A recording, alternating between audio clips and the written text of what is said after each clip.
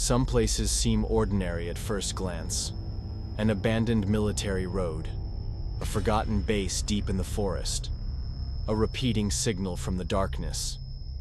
But if you've ever served, you know the scariest thing isn't an enemy with a weapon. It's the things no one ever trained you to face. Tonight, I'll share with you 3 true stories told by soldiers' men who came face to face with something they could never explain. These aren't just ghost stories. These are experiences they wish they never lived through. Story 1. The Moaning in the Dark on Echo Street. I used to serve in the Air Force, stationed at a base deep in the woods of Louisiana. I won't name the base, but if you've ever been there, just hearing the words Echo Street is enough to tell you exactly where this happened. I heard the stories on day 1. A tall man in a hat walking the dirt road at night. A crazy guy who got hit by a truck and vanished into the trees. And the little girl who died tragically in the storage compound when it was still under construction.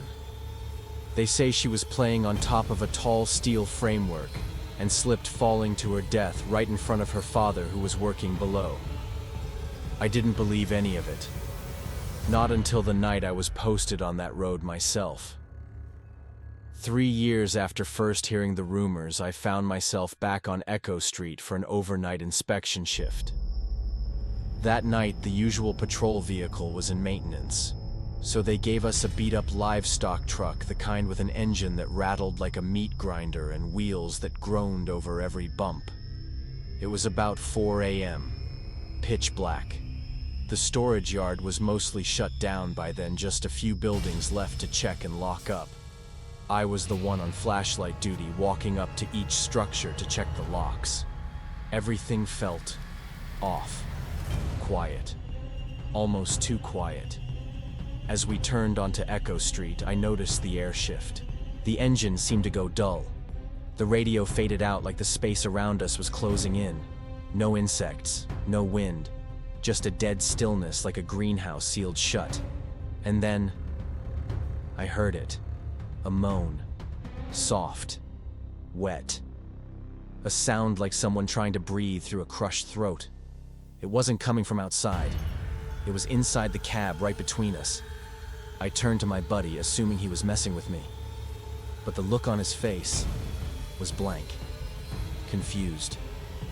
What he asked. I held up my hand, quiet, and listened. The moan came again.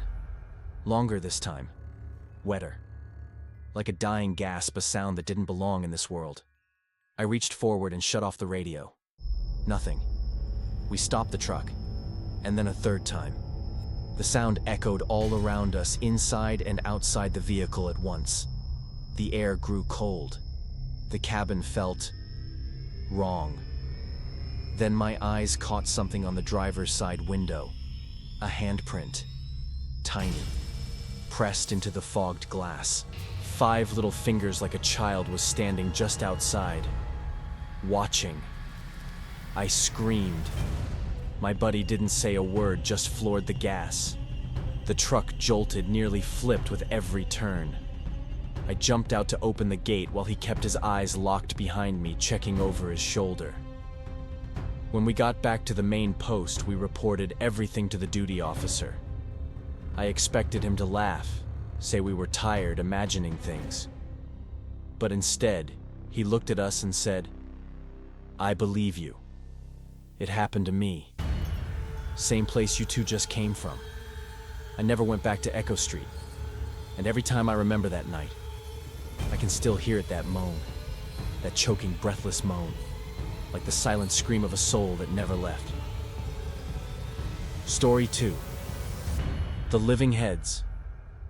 I served as a radio operator in the U.S. Army during the Vietnam War.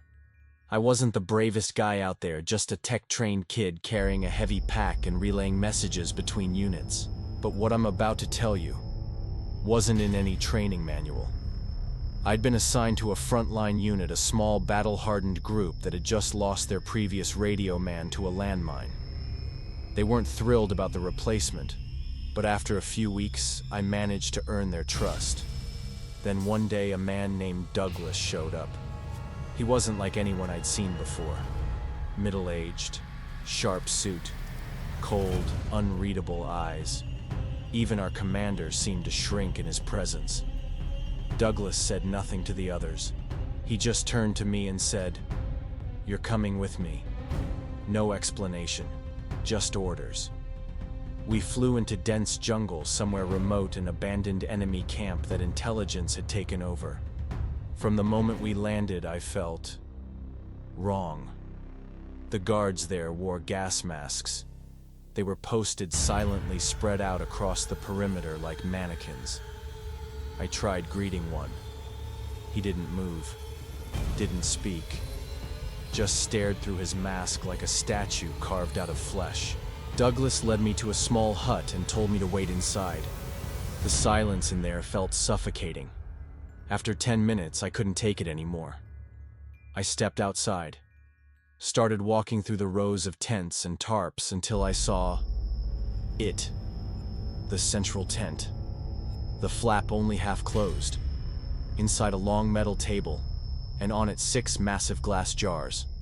And inside each one, a human head. Eyes half open, lips twitching, tubes fed into their skulls connected to wires and machines. A green liquid bubbled inside like something out of a nightmare. I froze. One of the heads looked like a captured soldier. His eyes moved, very slowly, turning to meet mine. Then I heard it. A whisper. So soft I thought I imagined it. It was in Vietnamese, low croaking, almost like a curse clawing its way out of the afterlife. Suddenly a cold hand grabbed my shoulder. Douglas. His face was angry, but his eyes were calm. "You weren't supposed to see this," he growled. "Get out. Now." I remember stumbling back to the tent, then everything went dark. When I woke up, I was in a field hospital. 3 broken ribs, a fractured collarbone. No one knew what had happened. No one even knew who Douglas was. There was no record of him. No confirmation anyone had seen him at all. Years later back home, I went through an old army jacket I hadn't touched since the war. In one of the inner pockets, buried deep, I found a folded slip of paper. Yellowed, brittle. But the writing was still barely legible. Scrawled in shaky handwriting, it read, "Project L7 complete. Next head, Alpha 7. Alpha 7 was the code name for my unit." Story 3. Code 58247. That night started like any other until we picked up a radio transmission from Bravo unit. The problem was, Bravo had been missing for over 3 weeks. No signs, no messages, just gone. And suddenly there it was, a transmission. Repeating 58247, 58247. Our Team Alpha was deployed to investigate, search and assess. The last known location, an old outpost deep in a fog-covered zone. The kind of place that feels like even sound goes there to die. When we arrived, it looked like a war zone frozen in time. Shattered windows, scattered shell casings, desks overturned. But strangely, there were no signs of battle, just a feeling that everyone had left, fast. We pushed deeper, and the radio signal grew louder. But none of us had our radios turned on anymore. The numbers 58247 were coming from the air itself, from everywhere. Eventually, we found the operations room. Empty. Except for one thing. Commander Haskins, Bravo's CO, slumped against the console, clearly dead for days. In his trembling hand was a piece of paper. One phrase scrawled across it, 58247. "They're coming for us." Then, we heard them. Footsteps. Slow. Heavy. Coming from the fog. Not running, just walking. Deliberate. Rhythmic. We ran. On the way out, I saw a figure, tall, motionless, standing in the mist. I couldn't see its face, but somehow I knew it was looking straight at me. Not with eyes, but with intent. We piled into the truck, and just as we slammed the doors shut, the radio crackled back to life. 58247. 58247. But this time there was a voice. Human. Maybe. Male or female, I couldn't tell. It whispered, "Not rescue. Replacement." We made it out, but something followed us back. A week later, my teammate Lee started whispering in his sleep, 58247, 87315. I don't know what those numbers mean, but I know one thing: Bravo didn't go missing. They left a warning. And now, it's our turn. Echo Street still exists, quiet, forgotten, on the edge of the base.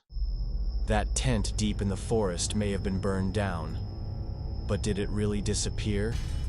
And that string of numbers, 58247, could still be echoing through some forgotten frequency, waiting for someone else to hear it. The stories you heard tonight don't have clear endings, but maybe that's exactly why we remember them, why we fear them, why we still hear them whispering every time night begins to fall. If you've ever experienced something similar, leave a comment below, because maybe you're not the only one. Maybe you're just the next.